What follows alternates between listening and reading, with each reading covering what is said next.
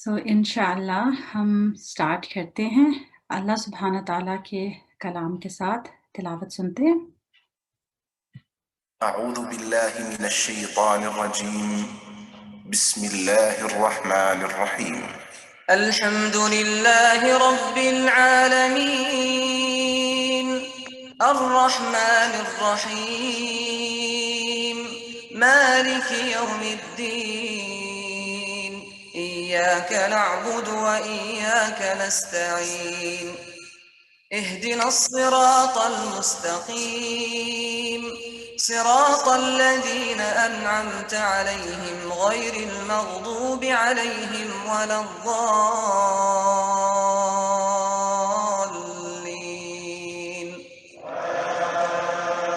آمين. أعوذ بالله نحمده ونصلي على رسوله الكريم أما بعد فأعوذ بالله من الشيطان الرجيم بسم الله الرحمن الرحيم رب اشرح لي صدري ويسر لي أمري واحلل عقدة من لساني يفقه قولي رب زدني علما. اللهم اجعل عملي كله صالحا واجعله لوجهك خالصا ولا تجعل لأحد فيه شيئا. اے اللہ میرے سارے عمل کو صالح بنا دے، آمین، اور اسے اپنے چہرے کے لیے خالص کر لے، آمین، اور اس میں کسی ایک کے لیے بھی کوئی حصہ نہ رکھ۔ اعوذ باللہ ان اکون فی نفسی عظیما وعند اللہ صغیرا۔ اس سیشن کے سٹارٹ سے پہلے بہت ضروری ہے کہ ہم اپنے دلوں کا جائزہ لیں کہ ہم یہاں کیوں آئے ہیں، کس کی رضا کے لیے آئے ہیں، کیا حاصل کرنا چاہتے ہیں۔ یہ بڑی بابرکت محفل ہے کیونکہ اس میں اللہ کا کلام ہم سنیں گے، اس کو اپنے دل میں جذب کرنے کی کوشش کریں گے، پر اگر نیت ہی ٹھیک نہ ہوئی تو پھر اجر کا کمی اور نہ ملنے جیسی چیزیں ہیں۔ تو ہم نہیں چاہتے کہ ایسا ہو کہ ہم اتنی ایفرٹ بھی کریں، ہم آئے ہیں تو صرف اللہ تعالیٰ کی رضا کے لیے، اور یہ بہت بڑی خوش قسمتی ہے کہ اللہ سبحانہ تعالیٰ نے ہمیں چنا ہے کہ ہم یہاں آئیں اور اس کا کلام، اس کو سنیں اور اس کو سمجھنے کی کوشش کریں۔ انشاءاللہ اللہ تعالیٰ ہماری اس کوشش کو قبول کرے، آمین۔ ایک خوبصورت سے حدیث سے آغاز کرتے ہیں، اللہ کا چہرہ چاہنے کے لیے کیے جانے والا ذکر جس اجر کا ذریعہ ہے، اس کے بارے میں حدیث میں بات ہوئی ہے۔ رسول اللہ صلی اللہ علیہ وسلم نے فرمایا، جب کوئی جماعت اکٹھی ہو کر اللہ کا ذکر کرتی ہے اور اس سے ان کا مقصد صرف اللہ کا چہرہ چاہنا ہوتا ہے، تو آسمان سے ایک منادی انہیں آواز لگاتا ہے کہ تم اس حال میں کھڑے ہو کہ تم بخش دیے گئے ہو اور تمہارے گناہ نیکیوں میں بدل دیے گئے۔ سبحان اللہ، اللہ تعالیٰ ہمیں ان لوگوں میں سے شامل کرے جن کو اللہ تعالیٰ اپنے لیے خالص کرے اور یہ خوشخبری ہمارے لیے ہو، یا اللہ آمین۔ اور جب یہ خوشخبری ہمارے لیے ہوگی تو ہم یہاں سے اٹھیں گے اس محفل سے جس کو فرشتوں نے اپنے پروں سے گھیرا ہوا ہے، اور ہماری دعائیں بھی قبول ہوں گی، ہمیں بخشش بھی ملے گی، اور ہمارے گناہ بھی ہم سے دور ہو کر ہماری گناہ نیکیوں میں بدل جائیں گے۔ سبحان اللہ۔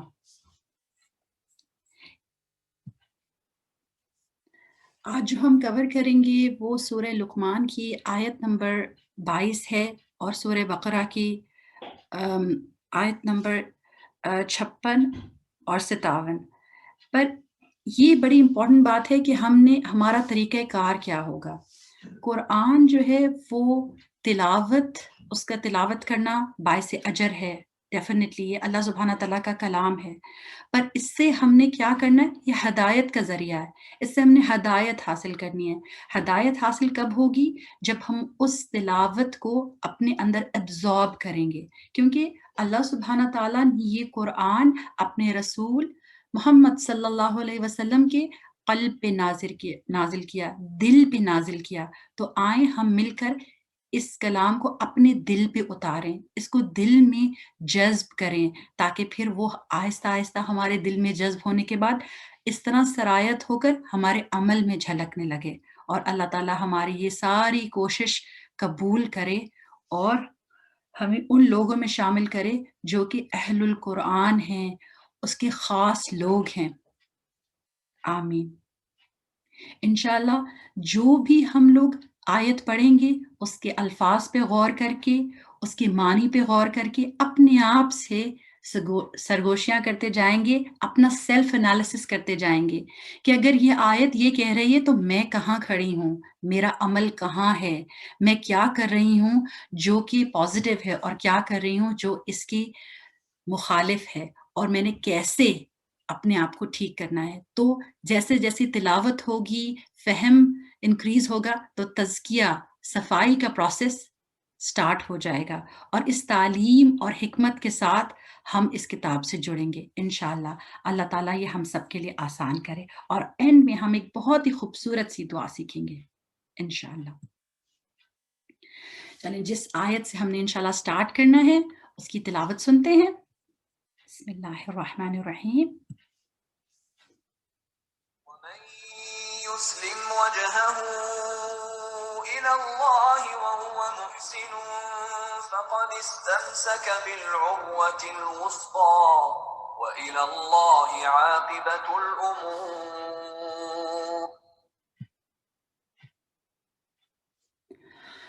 ومن یسلم وجہہ الی اللہ، اور جو کوئی سپرد کر دے چہرہ اپنا طرف اللہ کے، وہو محسن، اور وہ محسن بھی ہو،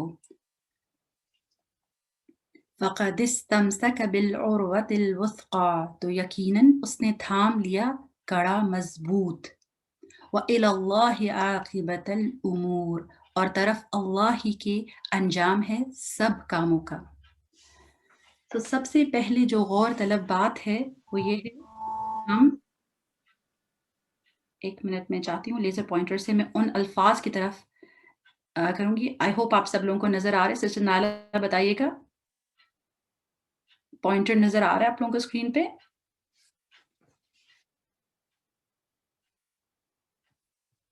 جی الحمدللہ۔ جی، سب سے پہلے ہم اس پہ غور کریں گے یسلم کیا ہے۔ ومن یسلم وجہہ، اور جس نے سپرد کر دیا، جس نے اپنے آپ کو سونپ دیا۔ چہرہ کیا ہے، وجہ کیا ہے، اپنے یہ وجود کو سمبلائز کر دیتا ہے کہ ہم نے اپنا پورا وجود سونپ دیا، کس کو؟ اپنے رب کو، جس نے ہمیں یہ وجود عطا کیا۔ اس کو سپرد کرنا، اس کی طرف اپنا چہرہ کرنا، اس کی طرف اپنا رخ کرنا، اپنے آپ کو اس کی طرف موڑ دینا، یہ کیا ہے؟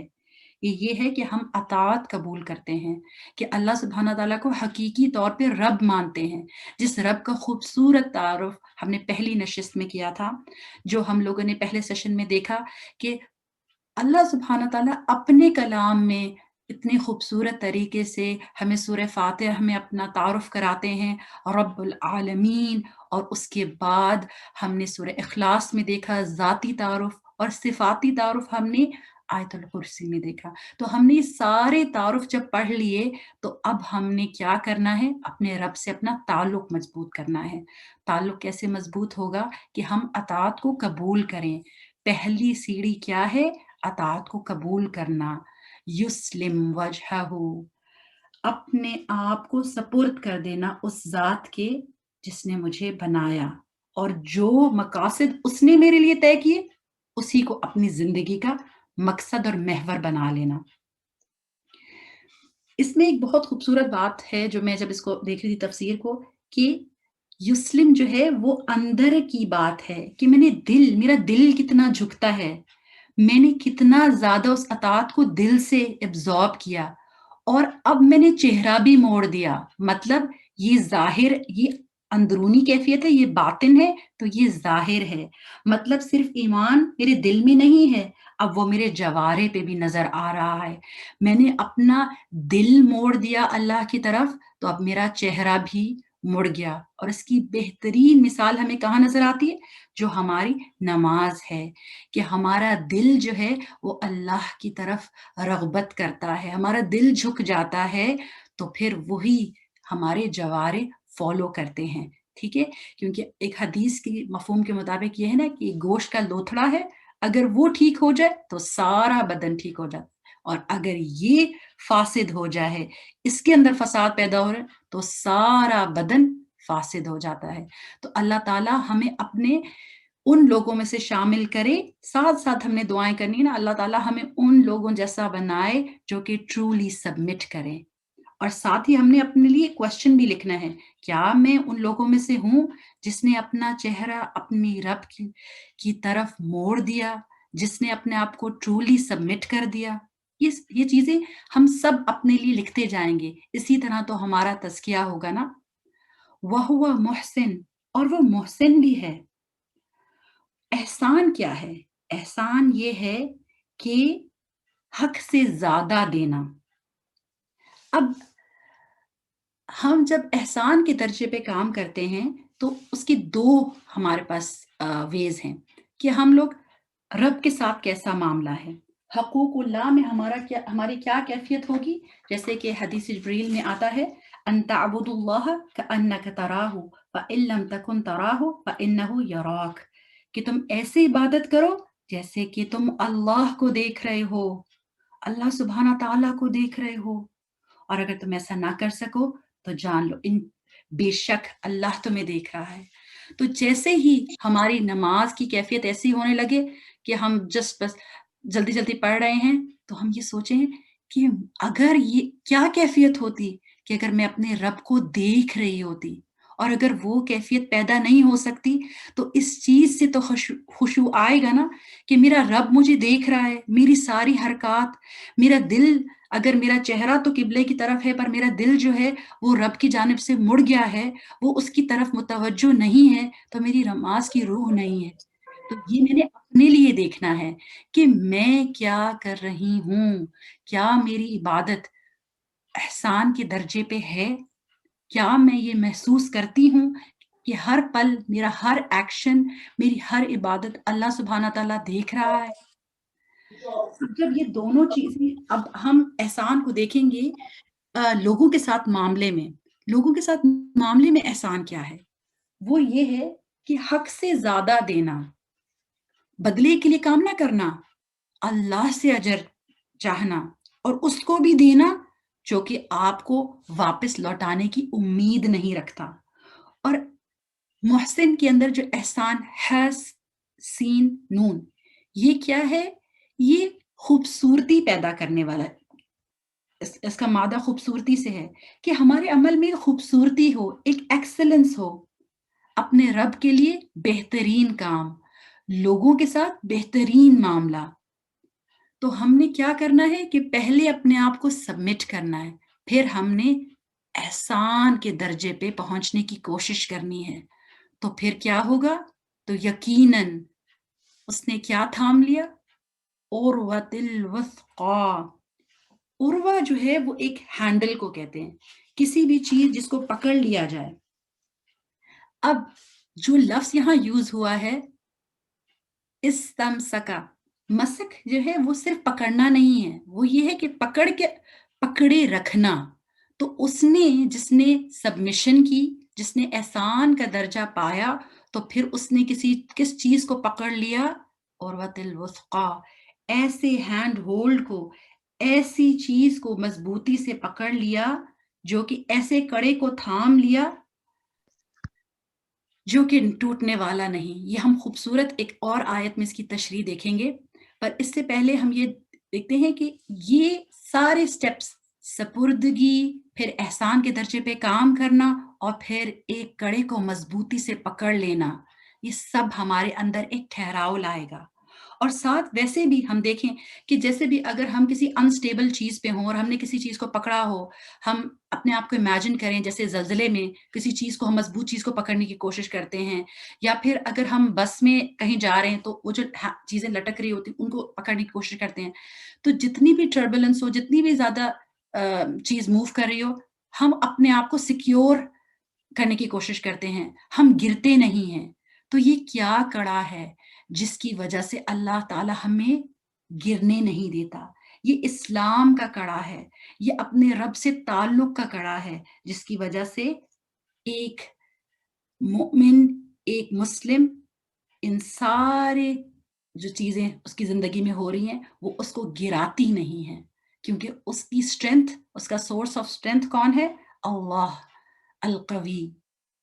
اور سارے معاملات کا انجام کس کی طرف ہے؟ اللہ سبحانہ تعالیٰ کی طرف، کہ اس کی طرف ہی فائنل ڈیسیجن ہے اور سارے معاملات اسی کی طرف ہی لوٹتے ہیں.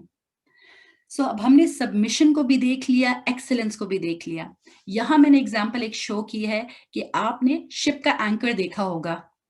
شپ جو ہے وہ سیل اوے نہ کر جائے، اس لیے یہ اینکر یوز ہوتا ہے. تو اس طرح سے سوچیں کہ جیسے ہم فلوٹ اوے کر رہے ہیں اس دنیا کے اندر، اس دنیا کے سمندر کے اندر، تو ہم نے جب اسلام لائے تو کچھ قواعد، کچھ ضوابط کے ساتھ ہم نے اپنے آپ کو باندھ لیا. اور یہ باندھنا ہمارے لیے بہتر ہے، کیونکہ ہم بہہ نہ جائیں جیسے دنیا بہہ رہی ہے. ٹھیک ہے، یہ ہماری سیکیورٹی ہے، رائٹ. اور یہ چین جو ہے یہ ہماری اسلام کی چین ہے کہ ہم نے اپنی ول کو سبمٹ کیا ہے. اور اسی طرح جیسے ماؤنٹینئرنگ کے اندر جب راک کلائمبنگ کرتے ہیں یا کلف کلائمبنگ کرتے ہیں تو پھر وہ بھی ایک سپورٹ اس طرح سے لیتے ہیں اینکر ڈال کے. ٹھیک ہے، تو یہ ساری مثالیں اس لیے بتائی گئی تاکہ ہم تھوڑا سا ویژولائز اس کو انشاءاللہ کریں. ٹھیک ہے، اب بہت ہی خوبصورت طریقہ ہے قرآن کے اندر کہ قرآن کی خوبصورت آیت اور الفاظ جو ہیں وہ دوسری آیات کے ساتھ اور زیادہ کلیئرفائی ہوتے ہیں. ٹھیک ہے، تو ایک اور بہت ہی پیاری آیت ہے. اس سے پہلے ایک یہ حدیث بیان کروں گی جس کے اندر عبداللہ بن سلام نے ایک خواب دیکھا تھا، اور ان کا خواب وہ بیان کرتے ہیں کہ میں نے بیان کیا کہ میں نے خواب میں دیکھا کہ گویا میں ایک باغ میں ہوں، اور باغ کے بیچ میں ایک ستون ہے، اور اس کے اوپر سرے پر ایک حلقہ، مطلب جو عروا لٹکا ہوا ہے، کڑا. کہا گیا کہ اس پر چڑھ جاؤ. میں نے کہا میں اس کی طاقت نہیں رکھتا. پھر میرے پاس خادم آیا اور اس نے میرے کپڑے چڑھا دیے، مطلب کپڑوں کو سنبھال دیا. پھر میں اوپر چڑھا اور میں نے اس حلقے کو پکڑ لیا. ابھی میں اسے پکڑے ہوئے تھا کہ آنکھ کھل گئی. پھر میں نے اس کا ذکر نبی صلی اللہ علیہ وسلم سے کیا، تو آپ صلی اللہ علیہ وسلم نے فرمایا وہ باغ اسلام کا باغ ہے، اور وہ ستون اسلام کا ستون ہے، اور وہ حلقہ عروۃ الوثقی تھا. تم ہمیشہ اسلام پر مضبوطی سے جمے رہو گے یہاں تک کہ تمہاری وفات ہو جائے گی. اللہ تعالی ہم لوگوں کو بھی اسلام پہ قائم رکھے جب تک ہم لوگ اس دنیا میں ہیں، اور ہمارا آخری وقت جو ہے اس میں بھی ہمیں کلمہ نصیب ہو اور ہم اسلام کے ساتھ ایسے ہی جڑے رہے. آمین. ایک خوبصورت حدیث ہے، اس کے اندر رسول اللہ صلی اللہ علیہ وسلم نے ایک دفعہ باہر نکلے اصحاب کی طرف اور کہا ابشرو ابشرو، خوش ہو جاؤ، خوش ہو جاؤ. کیا تم نہیں شہادت دیتے کہ کوئی الہ نہیں اللہ کے علاوہ اور میں اللہ کا رسول ہوں؟ اصحاب نے فرمایا بے شک ہم یہ گواہی دیتے ہیں. تو پھر رسول اللہ صلی اللہ علیہ وسلم نے فرمایا کہ یہ قرآن ایک رسی ہے، اس کا ایک سرا تمہارے ہاتھ میں اور دوسرا اللہ کے ہاتھ میں ہے. تم کبھی بھی گمراہ نہیں ہوگے جب تک ہم اس کو پکڑے رکھو گے. ٹھیک ہے، تو ہم نے کیا کرنا ہے؟ قرآن کی رسی کو پکڑے رکھنا ہے. تو قرآن کا مصحف صرف تھامنا نہیں ہے، اس کے الفاظ کو اپنے دلوں میں اتارنا ہے اور اس کو عمل میں ڈھال کر مضبوطی سے اس پہ جم جانا ہے. یہی رسی کا پکڑنا ہے، یہی ہمیں فتنوں کے دور میں وہ سٹیبلٹی دے گا کہ ہم نے ایک مضبوط کڑا تھاما ہوگا اور ہم ہلیں گے نہیں، ہم گریں گے نہیں. جتنی زیادہ چیزیں ہمارے ارد گرد ہوتی رہیں ہم پریشان نہیں ہوں گے. جب یہ مصحف ہمارے ہاتھوں میں ہے اور اللہ سبحانہ تعالیٰ کی رسی ہمارے ہاتھوں میں ہے جس کا دوسرا حصہ ہمارے رب کے ہاتھ میں ہے، تو پھر ہمیں کیا پریشانی ہے؟ یہ قرآن ہی تو ہے نا. جب ہم اس کو پڑھیں گے تو قاری قرآن سے آخرت میں کہا جائے گا پڑھو جیسے کہ تم دنیا میں پڑھتے تھے، پڑھتے جاؤ اور چڑھتے جاؤ. تو اس وقت کی اس کیفیت کو تو ہم کچھ نہیں بیان کر سکتے، پر مجھے یہ خوبصورت سی تصویر ایک گلمس لگی اس چیز کی کہ اللہ تعالیٰ ہمیں ان لوگوں میں شامل کرے کہ ہم جو پڑھتے ہیں وہ اس وقت بھی پڑھ سکیں اور اسی طرح پڑھتے جائیں اور چڑھتے جائیں اور بلندیوں کا سفر طے کریں. آمین. اب جو دوسری آیت جس کے اندر عروۃ الوثقی کا بیان ہوتا ہے اس کی تلاوت ہم سنتے ہیں اور پھر we will continue انشاءاللہ.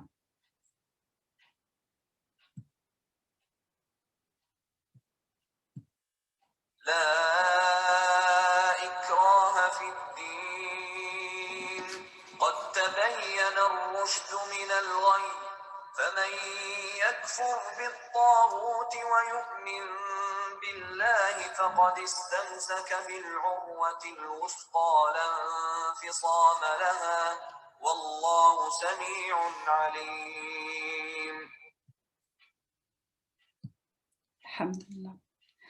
لا إكراه في الدين قد تبين الرشد من الغي فمن يكفر بالطاغوت ويؤمن بالله فقد استمسك بالعروة الوثقى لا انفصام لها والله سميع عليم.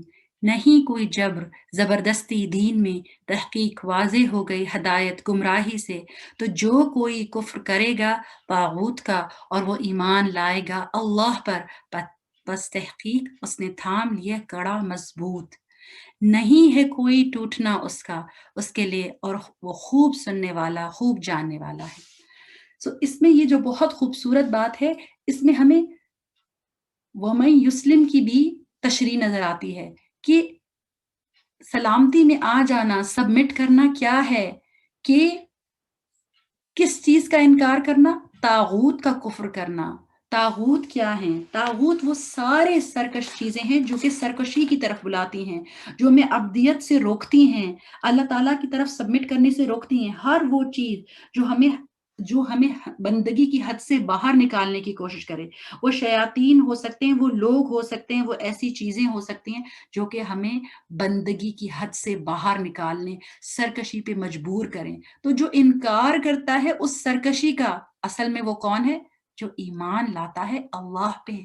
اب ہم اپنے لیے یہ کوشچن لکھ لیں، کیا میں سارے طاغوتوں کے ساری سرکشیوں کا انکار کرتی ہوں؟ یہ کوشچن میرے لیے ہے، یہ کوشچن آپ کے لیے ہے. ہر مومنٹ ہماری زندگی کا کس پوائنٹ پہ ہم ان طاغوتوں کے لیے گیون کر دیتے ہیں. تو پھر ہم کیا کرتے ہیں کہ ہم اللہ تعالیٰ کے پاس سبمیشن ہونے سے انکار کرتے ہیں.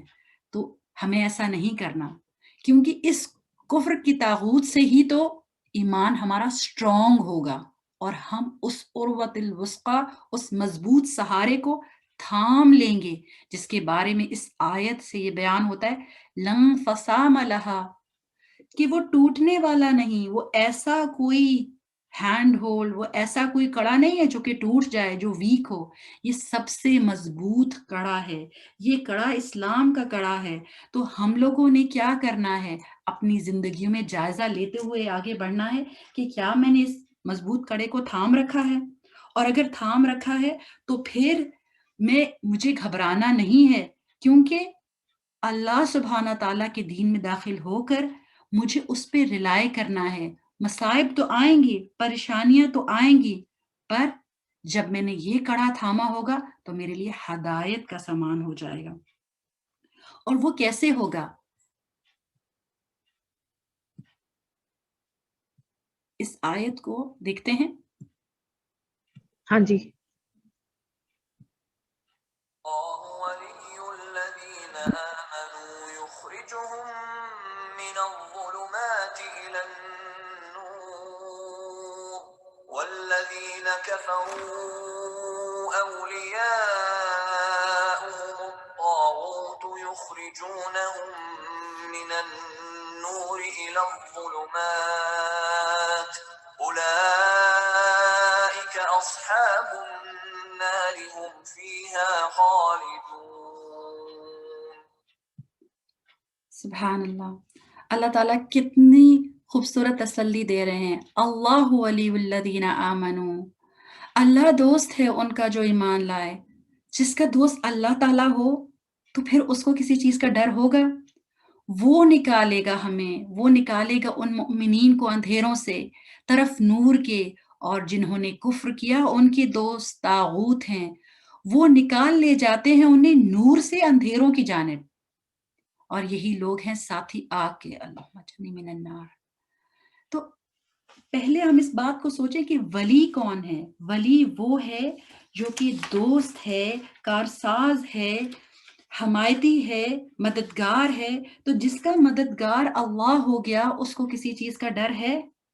اور وہ ہمیں جب ہم اس عروۃ الوثقیٰ کو تھام لیتے ہیں، جب ہم سبمٹ کرتے ہیں، جب ہم احسان کی منزلیں طے کرتے ہیں، جب ہم طاغوت کا انکار کرتے ہیں، تو پھر ہمیں وہ روشنیوں کی طرف لے جاتا ہے۔ ہمارا رب ہمیں روشنیوں کا سفر کراتا ہے۔ جیسے ہم اس کی رسی، اس کے قرآن کو تھام لیتے ہیں تو پھر وہ ہمیں گمراہ نہیں ہونے دیتا، وہ ہمیں گرنے نہیں دیتا۔ یہ اندھیرے کیسے اندھیرے ہیں؟ یہ اندھیرے جو ہیں مصائب کے اندھیرے ہیں۔ سب سے پہلے تو کفر کے اندھیرے ہیں نا، انکار کے اندھیرے ہیں کہ اللہ کو ہی نہ ماننا۔ الحمدللہ ہم میں سے کوئی یہ نہیں کرتا۔ پر نفاق کے اندھیرے ہیں، نافرمانی کے اندھیرے ہیں، فسق کے اندھیرے ہیں۔ ہم نے اپنے ضمیر کو ٹٹولنا ہے، ہم نے اپنے آپ سے یہ کوشچن کرنا ہے کہ میرے اندر، میری ذات کے کون کون سے اندھیرے ہیں۔ وہ اندھیرے جو ہیں وہ میری ایگو کا بھی اندھیرا ہو سکتا ہے، وہ میری کسی ایک خاص مایوسی کا، کسی جہالت کا، کسی پریشانی کا اندھیرا ہو سکتا ہے جو کہ اس نور کے اندر حائل ہے، وہ میرے ایمان کو ویک کرتا ہے۔ میں نے اس چیز کی تلاش اپنے لیے کرنی ہے کہ یہ اندھیرے چھٹ جائیں اور میں روشنی کا سفر کروں، اللہ کو اپنا ولی بنا لوں اور ٹرولی سبمٹ کروں۔ اللہ تعالیٰ ہمیں ان لوگوں میں شامل کرے جن کا ولی اللہ ہے۔ آمین۔ سرسری سا جائزہ لیتے ہیں جو خوبصورت مثالیں ہمیں قرآن میں ملتی ہیں۔ محمد صلی اللہ علیہ وسلم جب اپنے دوست ابو بکر رضی اللہ عنہ کے ساتھ غار میں تھے تو انہوں نے کیا کہا؟ لا تحزن ان اللہ معنا۔ کیسے کہا کہ غم مت کرو، بے شک اللہ ہمارے ساتھ ہے۔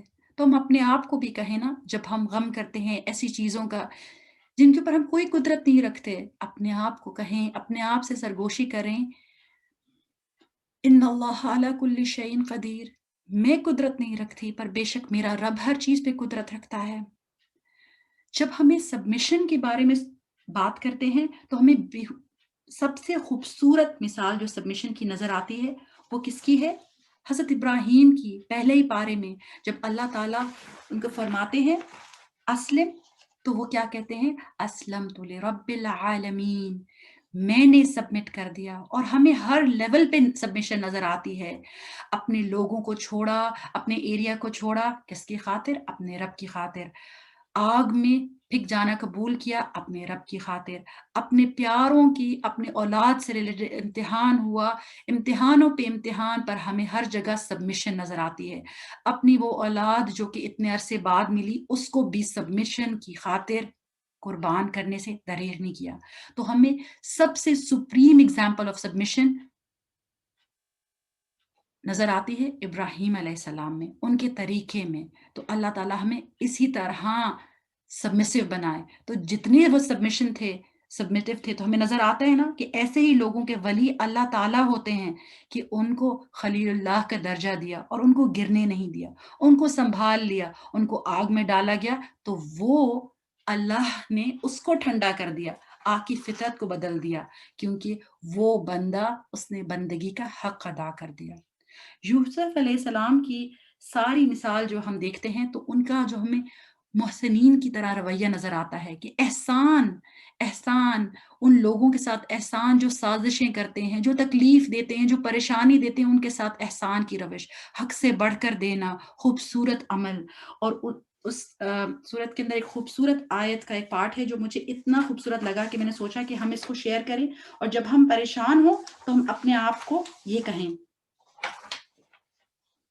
لا نضيع اللہ اجر المحسنین، کہ اللہ تعالیٰ لا نضيع اجر المحسنین، اور نہیں ہم ضائع کرتے اجر محسنین کا، کہ ہم احسان کے درجے پہ کام کریں گے تو اللہ تعالیٰ ہمارا اجر ضائع نہیں کرے گا، اللہ تعالیٰ ہماری ایفرٹس خراب نہیں ہونے دے گا، اللہ تعالیٰ ہمارا دفاع کرے گا، اور ہمیں اگر ہم پر کوئی الزام لگتے ہیں تو ہمیں بری کر دے گا۔ کس خوبصورت طریقے سے یوسف علیہ السلام کو بری کیا گیا اور اتنے خوبصورت عہدے پہ بٹھایا گیا رب کے فضل سے، کیونکہ وہ محسن تھے، انہوں نے سبمٹ کیا تھا، انہوں نے احسان کی منزلیں طے کی تھی ہر معاملے میں، اور پھر جب قدرت ان کو مل گئی، ان کو بادشاہت مل گئی، وہ ایک ایسے لیول پہ تھے کہ وہ پنش کر سکتے تھے، تو انہوں نے ان لوگوں کو، اپنے بھائیوں کو معاف کیا، یہ بھی احسان ہے۔ تو اللہ تعالیٰ ہمیں معاف کرنے والا بنائے، آمین۔ اور حضرت موسیٰ کی مثال تو مجھے بہت ہی خوبصورت لگتی ہے کہ جب سارے لوگ ان کو کہہ رہے تھے کہ اب پیچھے فرعون کی فوج ہے اور آگے سمندر ہے، تو کس چیز نے ان کو اس بات پہ مادہ کیا کہ وہ کہتے ہیں کلا ان معی ربی سیہدین، بے شک میرے ساتھ میرا رب ہے، وہ میری ہدایت کرے گا، مجھے ہدایت کرے گا کہ کیا کرنا ہے۔ تو ہم لوگوں کے جب ایسے معاملات ہوں، when we feel trapped، ہمیں لگے کہ there's no way out، تو پھر ہم تقوی اختیار کریں، ہم اپنے دل کے اندر ٹٹولیں کہ میرا ایمان کتنا اسٹرانگ ہے۔ اللہ تعالیٰ جس طرح سے انہوں نے سمندر میں خشک راہ بنا دی، اس طرح سے مصائب میں ہمارے لیے راستہ بنائے گا۔ وہ راستہ بنا سکتا ہے ہر ایک کے لیے، پر ہر ایک جو کہ اس کے لیے سبمٹ کرے، اس سے اپنا تعلق مضبوط کرے۔ تو ان ساری آیات میں ہم نے اپنے آپ کو ڈھونڈنا ہے، اپنے اعمال کی درستگی کرنی ہے اور اپنے آپ سے سوال کرنے ہیں کہ میں کہاں کھڑی ہوں، میرا عمل کہاں کھڑا ہے۔ یہ جو آخر میں ایک حدیث میں بیان کرنا چاہتی ہوں، مجھے بہت ہی خوبصورت لگتی ہے۔ اس ساری چیز کو اب صرف ویژولائز کریں، آپ اور آپ کے رب آپ سے بات کر رہا ہے۔ ایک حدیث قدسی کا کچھ پارٹ میں شیئر کروں گی۔ رسول اللہ صلی اللہ علیہ وسلم نے فرمایا، اللہ تعالیٰ نے فرمایا، جس نے میرے کسی ولی سے دشمنی کی تو اسے میری طرف سے اعلان جنگ ہے۔ مطلب آپ کمزور بھی ہیں اور آپ اللہ کے ولی ہیں، تو کیا ہوگا؟ اللہ کے دوست ہیں آپ، تو اللہ کے دوست کو اللہ تعالیٰ چھوڑ دے گا؟ اور پھر وہ بتاتے ہیں کہ ولایت حاصل کیسے ہوتی ہے۔ میرا بندہ جن جن باتوں سے میرے قرب حاصل کرتا ہے، کوئی عبادت جو مجھ کو اس سے زیادہ پسند نہیں، جو میں نے اس پر فرض کی، مطلب فرائض کی حفاظت کریں، فرض نماز، جو سارے فرائض مجھے دیے گئے ہیں عبادت کے حساب سے، ان پہ عمل پیرا ہوں، ان کو سختی سے ان پر عمل کروں، میں اپنی نمازوں کی حفاظت کروں، روزے، حج، زکوٰۃ، اور پھر فرض کے بعد نفل عبادتیں کر کے مجھ سے اتنا قریب ہو جاتا ہے۔ یہ کون کہہ رہا ہے؟ اللہ کہہ رہا ہے کہ میرا بندہ مجھ سے اتنا نزدیک ہو جاتا ہے کہ میں اس سے محبت کرنے لگتا ہوں۔ سبحان اللہ، اللہ تعالیٰ ہمیں بھی ان لوگوں میں شامل کرے جن کو اللہ تعالیٰ اپنی محبت عطا کرتا ہے۔ پھر جب میں اس سے محبت کرنے لگ جاتا ہوں تو میں اس کا کان بن جاتا ہوں جس سے وہ سنتا ہے، اس کی آنکھ بن جاتا ہوں جس سے وہ دیکھتا ہے، اس کا ہاتھ بن جاتا ہوں جس سے وہ پکڑتا ہے، اس کا پاؤں بن جاتا ہوں جس سے وہ چلتا ہے۔ اگر وہ مجھ سے مانگتا ہے تو میں اسے دیتا ہوں، اگر وہ کسی دشمن یا شیطان سے میری پناہ مانگتا ہے تو میں اسے محفوظ رکھتا ہوں۔ تو یہ کیا ہے کہ یہ اللہ سبحانہ تعالیٰ کی تائید حاصل ہوتی ہے، اللہ تعالیٰ کی معیت حاصل ہوتی ہے۔ اللہ سبحانہ تعالیٰ کیا کرتے ہیں کہ وہ ہمارے کلوز ہو جاتے ہیں۔ جیسے کہ ایک قرآن کی آیت میں اتنی خوبصورت بات ہے کہ جو لوگ وَالَّذِينَ جَاهَدُوا فِينَا لَنَهْدِيَنَّ سُبُلَنَا وَإِنَّ اللَّهَ مَعَ الْمُحْسِنِينَ، اور جو لوگ ہماری راہ میں مشقتیں برداشت کرتے ہیں، ہم انہیں راہیں ضرور دکھا دیں گے، ہدایت کی راہیں۔ یقیناً اللہ نیکوکاروں کے ساتھ ہے۔ تو اللہ تعالیٰ ایسے ہی ساتھ ہوتا ہے نا کہ ہمارے کانوں کو، ہماری آنکھوں کو، ہمارے سارے جواروں کو ہدایت دیتا ہے۔ وہ ذات ہمارے ساتھ ہوگا تو پھر ہمارا روشنیوں کا سفر جاری ہوگا، اور ہم لوگ جو ہیں آخر تک اسلام میں اطمینان سے قائم رہیں گے۔ ایک بہت ہی خوبصورت دعا ہے، میں چاہتی ہوں کہ اس کو ہم تھوڑا سا دیکھ لیں۔ اگر آپ لوگ تھوڑا سا چاہ رہے ہیں تو ہم 1 منٹ کا تھوڑا سا بریک لیں، پھر دعا کر لیں۔ آپ بتا سکتے ہیں۔ پلیز کنٹینیو کر لیں، آئی تھنک بریک کی ضرورت نہیں ہے۔ چلیں اوکے، کیونکہ میں بڑی ایکسائٹیڈ ہوں اس دعا کے بارے میں. اس کو بس ہم نے محسوس کرنا ہے کہ اس کے جو ایک ایک لفظ ہے نا، یہ آپ کا سیلف انالیسس ٹائم ہوگا کہ اس دعا کو جب آپ کریں گے نا تو آپ نے یہ بس بات یاد رکھنی ہے کہ ہم اس وقت اللہ تعالیٰ سے بات کر رہے ہیں. ساری دعاؤں میں اللہ تعالیٰ سے بات کر رہے ہوتے ہیں نا، پر اس کا ایک ایک لفظ ایسے ہے جیسے ہم نے اس کو ابزارب کرنا ہے. ٹھیک ہے، تو رسول اللہ صلی اللہ علیہ وسلم نے ان کا عمل تھا. برا ابن عازب رضی اللہ عنہما سے بیان ہے کہ جب رسول اللہ صلی اللہ علیہ وسلم جب اپنے بستر پر لیٹتے تو دائیں پہلو پر لیٹتے اور پھر کہتے، مطلب وہ رائٹ سائڈ پہ لیٹتے اور پھر کہتے اللہم اسلمت نفسی الیک ووجہت وجہی الیک وفوضت امری الیک والجأت ظہری الیک رغبتا رحبتا الیک لا ملجأ ولا منجا منک الیک آمنت بکتابک الذی انزلت ونبیک الذی ارسلت. اور اس کا ترجمہ ابھی ہم دیکھتے ہیں، پر اس کی خوبصورت بات کیا ہے کہ رسول اللہ صلی اللہ علیہ وسلم نے فرمایا جس شخص نے یہ دعا پڑھی پھر اسی رات اس کی وفات ہو گئی تو اس کی وفات فطرت پہ ہوگی. سبحان اللہ، اتنی چھوٹی سی دعا اور اس کا کتنا بڑا ریوارڈ ہے. تو اس کو جو میں نے اس کی وہ کر دی ہے، ایک دفعہ اس کو پڑھ لیا ہے، ایک دفعہ میں دوبارہ پڑھتی ہوں اور پھر اس کو ہم دیکھتے ہیں کہ ہم اس میں کیا مانگ رہے ہیں. اللہم اسلمت نفسی الیک وفوضت امری الیک ووجہت وجہی الیک والجأت ظہری الیک رغبتا ورحبتا الیک لا ملجأ ولا منجا منک الیک آمنت بکتابک الذی انزلت ونبیک الذی ارسلت. اس میں ہم مانگتے کیا ہیں؟ اس دعا میں ہم اللہ سے کیا مانگ رہے ہیں؟ ہم رات کو سونے سے پہلے ایک مثبت انداز میں دن کا اختتام کر رہے ہیں. اب یہ آپ کا سیلف انالیسس ٹائم ہے. اس ٹائم پہ ہم یہ کہہ رہے ہیں اے اللہ اپنا نفس اور جان میں آپ کے حوالے کر رہا ہوں. ڈیفینیٹلی ہماری جان اللہ کے حوالے ہی ہے، پر اس کو کہہ کیوں رہے ہیں؟ تاکہ ہم اس فریم آف مائنڈ کے ساتھ سوئیں کہ جو موت ہے وہ نیند کی بہن ہے نا، نیند اور موت بہنیں ہیں. تو اکثر اوقات ہم جب سوتے ہیں تو ہم اس فریم آف مائنڈ کے ساتھ نہیں سوتے کہ میں کل اس دنیا میں نہ ہوں. تو ہم اس طرح سے اپنے آپ کو سپردگی بول کر رہے ہیں کہ میں اپنا نفس جو ہے وہ سبمٹ کر رہا ہوں اللہ تعالیٰ آپ کی طرف. اپنے سارے معاملات وفوضت امری الیک، میں اپنے سارے معاملات آپ کے سپرد کر رہا ہوں. دن میں اتنی چیزیں ہو جاتی ہیں جن کے بارے میں ہم پریشان ہوتے ہیں، کبھی کبھی ان سے نیند بھی نہیں آتی. تو اس وقت ہم اپنے رب سے سرگوشی کر کے کہیں کہ اللہ تعالیٰ آپ کے حوالے، بس آپ ساری چیزوں کو کر سکتے ہیں، آپ کر لیں، آپ میرے لیے کریں، میرے لیے راہ نکالیں. اپنے سارے کاموں کے نتائج کا اختیار اللہ کو دینا. آف کورس سارے نتائج کا اختیار تو ہے ہی اللہ کے پاس، پر ہم یہ کیوں کہہ رہے ہیں؟ تاکہ ہم اپنے آپ کو ریمائنڈ کرائیں کہ سارے نتائج کا اختیار میرے رب کو ہے. دل و جان سے پوری توجہ کے ساتھ ہم صرف اللہ کی طرف رکھ رہے ہیں، اللہ کو اپنا حافظ بنا رہے ہیں، مددگار سمجھ رہے ہیں. اور پھر ہم کیا کر رہے ہیں؟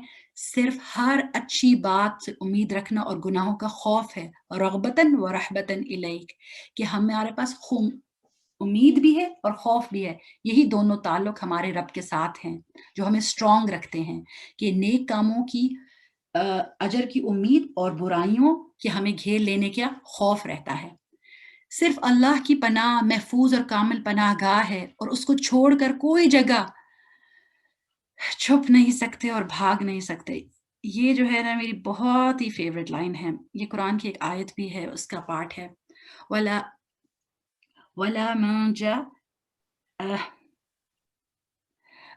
لا ملجأ ولا منجا منک الیک، کہ کوئی بھی پلیس آف ریفیوج نہیں ہے، کوئی نجات نہیں ہے اللہ کے علاوہ. اللہ سے بچ کر کہاں جائیں گے سوائے اللہ کے پاس. تو جب ہمیں گناہوں کے بوجھ سے ہم تھکتے ہیں تو ہم استغفار کرتے ہیں. لوٹتے کس کے پاس ہے؟ رب کے پاس ہی لوٹتے ہیں، اور اللہ پر، اس کی کتاب پر، اس کے رسول پر ایمان کا اقرار کرتے ہیں. تو آخری لائن ہماری کیا ہے اس دعا کی؟ اپنے ایمان کی تجدید کر رہے ہیں. آمنت بکتابک الذی، کہ اس کتاب پر ایمان کی تصدیق کر رہا ہوں میں جو کہ آپ کی کتاب ہے، جو آپ نے بھیجی ہے. مطلب رب کی بھی پہ ایمان اور اس کی کتاب پر ایمان جو کہ اور پھر نبی کو اور آپ کے نبی کو جو آپ نے بھیجا. تو ہم سونے سے پہلے اپنے سارے معاملے، اپنا نفس، سب کچھ اللہ کے حوالے، اس سے خوف اور امید کا تعلق، اور پھر اپنی ایمان کی تجدید کے ساتھ سوئیں. تو کتنی ہی خوبصورت دعا ہے کہ اگر اس رات اس شخص کی موت ہو جائے تو فطرت پہ موت ہوگی. تو اللہ تعالیٰ اس دعا کو ہماری روٹین کا حصہ بنا دے. اس کو تھوڑا سے اس کے الفاظ میں، کیونکہ نارمل دعاؤں میں اتنے زیادہ یہ الفاظ نہیں ہیں، اگر آپ لوگ اس کا پرنٹ لے لیں یا اس کو اپنے ہاتھ سے لکھ لیں، دیٹ ول بی بیسٹ، اور اس کو یاد کرنے کی کوشش کریں، اپنی بیڈ ٹائم روٹین کا حصہ بنائیں انشاءاللہ. ٹھیک ہے؟ سو الحمدللہ اس کا رواں ترجمہ ایک نظر دیکھتے ہیں. اے اللہ، میں اپنی جان تیرے سپرد کی اور اپنا معاملہ تجھے سونپا اور خود کو تیری طرف متوجہ کیا اور اپنی پشت تیری پناہ میں دی. پشت تیری پناہ میں دینے کا مطلب ہے کہ آپ کو sense of source of strength بنایا. ٹھیک ہے؟ کیونکہ ہم بہت ساری چیزوں میں بہت ویک فیل کرتے ہیں اپنے معاملات میں. تو اللہ کو کیا کہا کہ میری پشت پناہی اللہ کرے، اور تیرے خوف کے ساتھ تیرے سوا کوئی جائے پناہ نہیں. تجھ سے امید اور تیرے خوف کے ساتھ تیرے سوا کوئی جائے پناہ اور نجات نہیں ہے. ایمان لایا تیری کتاب پر جو تو نے نازل کی، اور تیرے نبی صلی اللہ علیہ وسلم پر جس کو تو نے بھیجا. تو یہاں ہم ختم کرتے ہیں اس سیشن کو. آئی ہوپ میں نے آپ لوگوں کا زیادہ ٹائم نہیں لیا. سبحانک اللہم و بحمدک نشہد ان لا الہ الا انت نستغفرک و نتوب الیک. بارک اللہ فیکم. Before the other session starts, ہم 1 منٹ کے لیے اسٹریچ بریک کریں گے، اور اس کے بعد آپ کے پاس 2 منٹ ہوں گے اپنی کوئی ریفلیکشن شیئر کرنے کے لیے.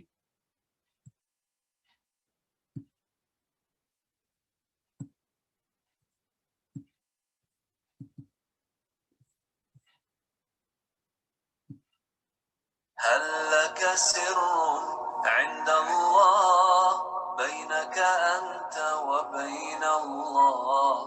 هل لك صدقات تخفى لا يعلمها إلا الله؟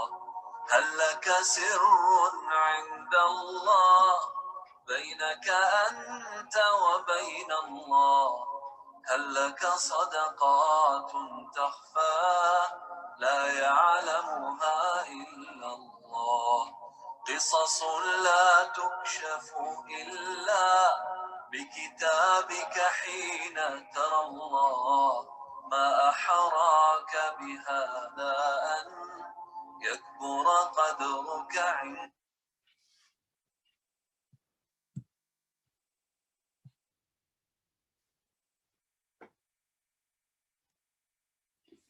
I hope so you're back. جی ہمارے پاس 15 تک ٹائم ہے. اگر آپ لوگوں میں سے کوئی ریفلیکشن، کوئی بات شیئر کرنا چاہیں تو do share that. We would love to hear from you.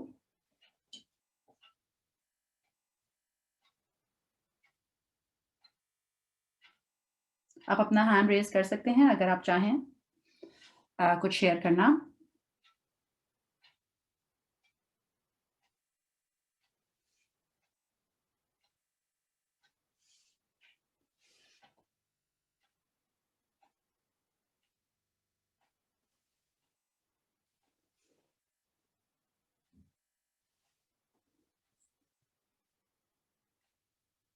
چلیں انشاءاللہ آپ لوگ پھر یہی بریک لے لیں، اور اللہ تعالیٰ جو کچھ ہم نے سیکھا ہے اس کو ہمارے عمل میں لے کر آئے. آمین.